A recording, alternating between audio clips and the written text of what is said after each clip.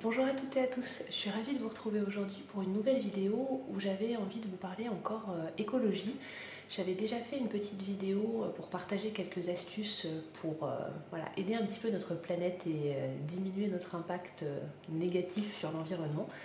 Donc avant de commencer, je voulais déjà remercier les personnes qui m'ont inspirée parce que voilà, moi au départ, j'étais pas spécialement sensibilisée à l'écologie. Et puis au fur et à mesure du temps, en discutant avec des proches, avec des personnes via Instagram ou YouTube, j'ai appris des choses, je me suis un peu plus sensibilisée à la question. Et on essaye voilà, de s'améliorer à la maison, de faire de meilleures choses, d'avoir de meilleurs gestes plus responsables et de transmettre aussi ces valeurs à notre fille. Donc je voulais remercier ma sœur Nathalie, ma copine Laetitia et aussi Jenny du compte Ma Tribu et moi sur Instagram et Aurélie de la chaîne et du compte La Belette Go Green. Donc voilà, ce sont un petit peu mes inspirations qui me poussent à chercher un petit peu plus loin et à trouver de nouvelles solutions. Donc voilà, je vais partager avec vous 5 astuces aujourd'hui, vous les connaissez peut-être. N'hésitez pas à me mettre un petit message en commentaire parce que c'est justement grâce à nos échanges qu'on s'améliore. Donc voilà, je prends ma petite feuille que j'ai mis là pour rien oublier. Donc première chose, très simple, vous pouvez coller un stop pub sur votre boîte aux lettres. Alors ça c'est quelque chose d'assez connu mais tout le monde ne le fait pas encore. Quand on voit la quantité de prospectus qu'on reçoit, je trouve que c'est quand même vraiment dommage, c'est un gaspillage inutile. En plus, maintenant, on reçoit souvent les newsletters par mail, donc voilà, pas besoin de s'encombrer avec les catalogues et les prospectus en tout genre. Ensuite, ça c'est ma sœur qui m'a fait penser à ça. Au niveau du ménage de la maison, moi j'avais le classique seau avec la serpillière. J'étais passée à des produits plus naturels parce que je voulais pas polluer l'environnement avec des trucs hyper chimiques. Mais c'est vrai qu'on utilise beaucoup d'eau et en plus de l'eau potable, donc c'est vraiment un gaspillage. Donc je me suis remis au balai vapeur que j'avais à la maison mais que j'avais un petit peu délaissé. Et c'est vrai que le balai vapeur c'est génial parce qu'il faut une petite quantité d'eau, ça nettoie très très bien, ça élimine toutes les bactéries et vous n'avez pas 5 ou 10 litres d'eau qui partent, voilà, qui sont gâchés. Donc c'est franchement un bon investissement. Je ne sais pas si vous avez déjà testé. En plus maintenant il y a des balais vapeur qui sont vendus avec plein d'accessoires qui vous permettent de faire non seulement les sols mais également les plans de travail, les chaises en cuir, les joints de carrelage. Donc c'est vraiment un outil polyvalent. Il y a en plus souvent des offres ou des ventes privées, donc on arrive à les avoir pas trop cher.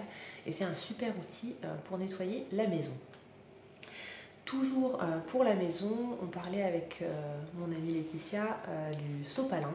Et c'est vrai que ben, nous, on avait toujours un rouleau de sopalin à la maison et on a un peu trop tendance à l'utiliser facilement alors qu'il y a des alternatives, que ce soit les microfibres quand vous voulez simplement essuyer quelque chose qui a débordé ou des fois pour essuyer le visage des enfants, ben, nous on est passé aux petites débarbouillettes. J'avais déjà les cotons démaquillants qui remplaçaient les cotons jetables et j'avais pris les petits gants au départ pour le bain, mais ça va très très bien voilà, à la fin du repas pour se nettoyer à la place de prendre un sopalin. Et pour ceux qui utilisent le sopalin aussi pour se moucher, n'est-ce pas messieurs, il y a une autre alternative qui rejoint mon astuce numéro 3, c'est de repasser aux mouchoirs en tissu. Parce que c'est vrai que les mouchoirs jetables, alors c'est pratique certes, mais ça fait très vite une grosse quantité de déchets. Et moi quand j'étais petite, j'avais des mouchoirs en tissu et je trouvais que c'était pas désagréable. Donc vous pouvez ressortir de vos placards ou demander à vos mamans ou à vos grands-mères si elles en ont. En plus, en général, ils étaient brodés avec les initiales, c'était super sympa. Donc les mouchoirs en tissu, ça peut être aussi une bonne solution. Ensuite, voilà, quelque chose que j'ai beaucoup utilisé ces derniers temps, c'est au niveau de la cuisine. Moi, ça me déprimait quand je fais du tri sélectif. Et ça me déprimait donc de voir la quantité de suremballage, de cartons, de pots en plastique qu'on jetait, notamment au niveau des desserts. C'est vrai que quand on a des enfants en plus à la maison, entre les pots de compote, de yaourt, de crème dessert, qui sont tous emballés avec en plus un carton, ça faisait vite des grosses quantités de déchets. Et j'avais vu sur le compte de Jenny de ma tribu et moi qu'elle avait une yaourtière. Alors ma soeur en avait une aussi, donc on en a discuté. Et j'ai été convaincue, je suis passée à la yaourtière. Donc moi j'utilise la multi-délice de Seb parce que je trouve qu'elle est vraiment voilà, assez complète. On peut faire des faisselles, des yaourts traditionnels, des crèmes dessert, des petits gâteaux moelleux, également des préparations salées comme les œufs cocottes ou autres. Donc c'est super pratique parce que vous n'avez plus, non seulement, alors vous contrôlez ce que vous faites à manger puisque vous préparez vous-même, et en général on met des ingrédients plus sains, des choses simples, et c'est bon pour la santé, et en plus c'est économique et écologique. Donc dans la yaourtière vous avez des pots en verre, donc ce qui vous permet de les réutiliser, il y en a 12.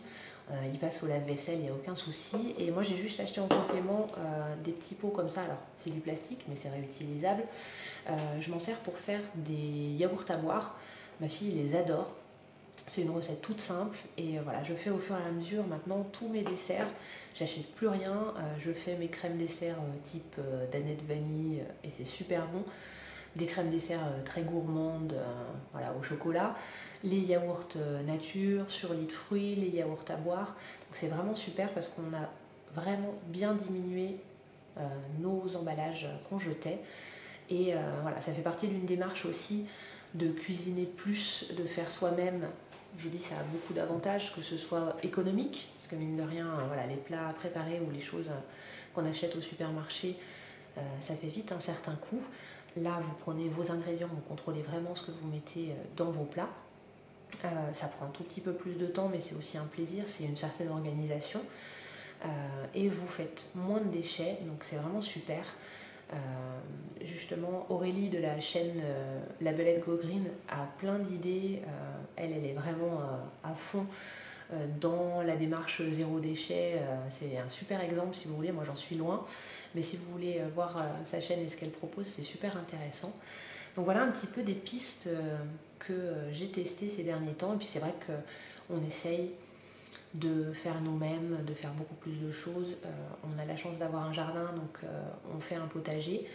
Et j'essaye de cuisiner, voilà, de faire ma sauce tomate maison, d'avoir plus de légumes possible. Alors on est loin d'être autonome, hein, surtout qu'on vit en Haute-Savoie, donc au niveau du soleil et de la chaleur, c'est pas toujours ça.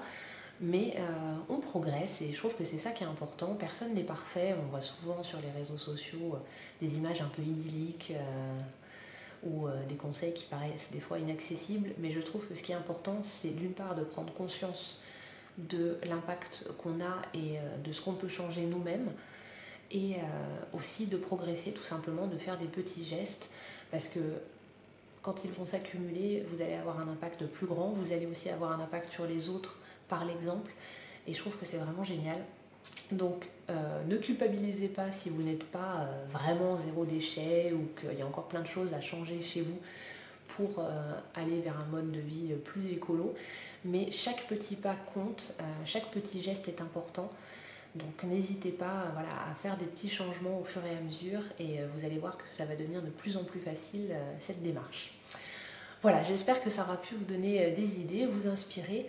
Si vous avez des conseils, des astuces, des petits gestes écolos, n'hésitez pas à me les poster en commentaire. C'est super d'échanger et d'apprendre les unes des autres. Donc voilà, j'ai hâte de vous lire. Si vous n'êtes pas déjà abonné à ma chaîne, n'hésitez pas à cliquer, c'est totalement gratuit. Je poste normalement tous les vendredis soir une vidéo. Donc voilà, je vous souhaite une très belle journée, prenez bien soin de vous et on se retrouve très bientôt.